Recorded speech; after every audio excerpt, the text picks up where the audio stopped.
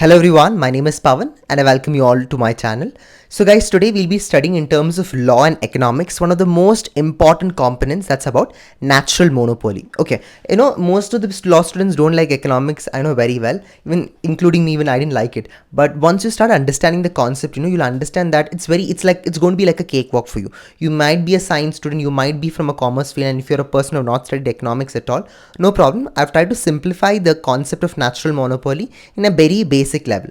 So now let's get started. See guys, before I tell you what is natural monopoly, you are supposed to understand that in microeconomics, see there are two kinds of economics. One is microeconomics, second one is macroeconomics. So macroeconomics you learn as a large in terms of society, for example like banking, you learn in terms of different national income, GDP, all those factors. Whereas in microeconomics, you'll be learning more in terms of an individual unit. Okay, individual unit. So about that I'll be informing you much later, but for the time being, just remember in microeconomics there are two important types. One is marginal cost and fixed cost. Marginal cost and fixed cost. Now what is this fixed cost? For example, if I am staying in Bangalore and now there is a metro construction is going to happen now, and that company, that partnership is given to Reliance firm. Just imagine. Okay, now the fixed cost which they're going to incur is for the pura expenditure which you're going to go through while setting up of such kind of metro station. That is called as fixed cost.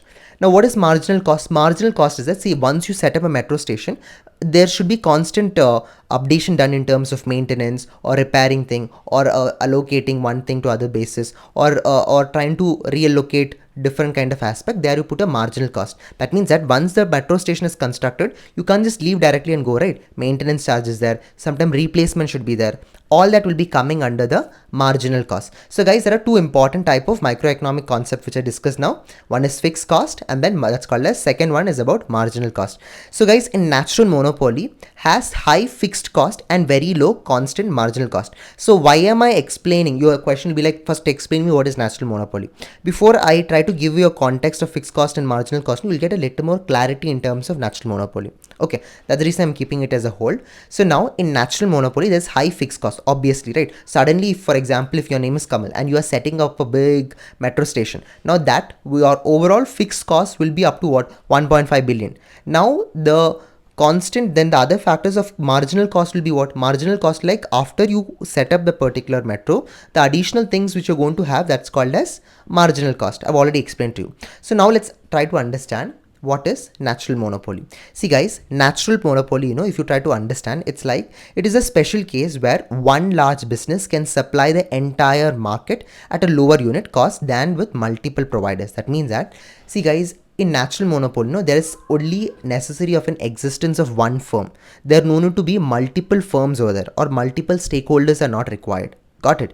I'll tell once again. In natural poly, there is an existence only of one firm is more than enough. Multiple existence of different firms is not required. Now, I'll give an example. Now, for example, in Bangalore itself, I'm giving this metro contract to one particular firm like Reliance.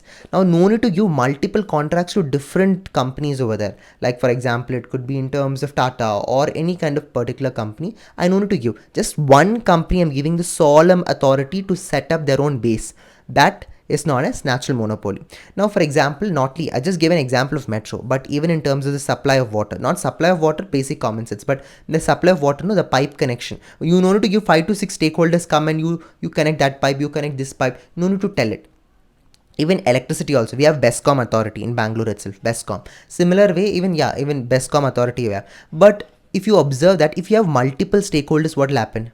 So if there are multiple people, what will happen? The prices will be very high, right? The prices, for example, one stakeholder will keep one price, other company will keep other price, and the fluctuation of the price will be very high. And not only that, see, for example, in natural monopoly, if there is more than one particular company, if an other company is coming also, it will be a loss for them. Why? Because there is a huge high existence of one firm, because they have already set up their fixed cost, marginal cost, huge amount of consumers are dependent on that. Now, even though if they are trying to set up their own base, they cannot sustain for for a very longer period of time. So that's the reason, if you observe, the longer the average cost may fall across all range of output, only one firm might reach the minimum efficient scale. That means that average cost, if you don't know, also don't worry. In the next coming pages, I'll be telling it to you. But for the time being, just know that, if there is multiple firms, what will happen?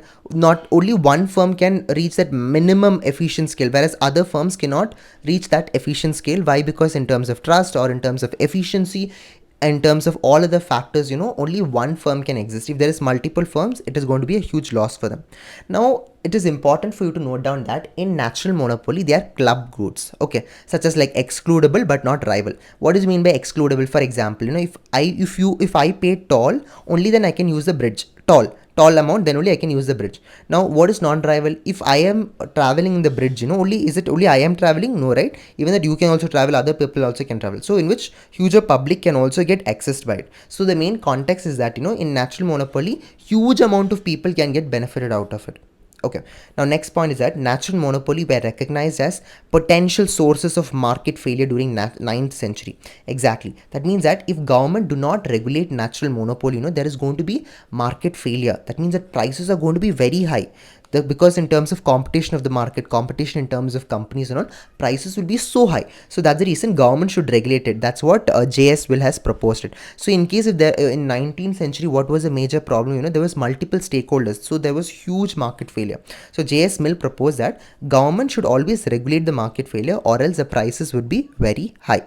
So guys, now if you observe the CE, you can find, this is the graph of the natural monopoly. If you don't So now, as I was just telling, if you can observe the graph very carefully, there's CE, right? CE, it is basically the first company. Whoever becomes the first company when they come there, that basically creates their existence. Now, you can see an option called as C over there, which I've written over there. C is like when second company comes. C1 is when the third company comes. So if you observe, the average cost is wavering. That means that no firm can't sustain for a very long period of time. And if you observe even the MC, the marginal cost is also wavering. So these are the basic things you need to keep in the mind. At least if you don't understand the crux out of it also, it's fine. At least understand the basic essence of the graph. So I've just written one more point. Government needs to regulate market failure or natural monopoly, or else the prices will be very high. So guys, this is the basic understanding of natural monopoly in terms of law and economics. So being a law student, why you're supposed to know it? You should know on how the market structure work here. And for example, if there is any kind of problems, what kind of solutions we can propagate in the form of economical analysis. That was the main intention why I projected this pura content for you. Okay guys, that's all for today's video. Hope you liked it. Wishing you all the best. Good luck.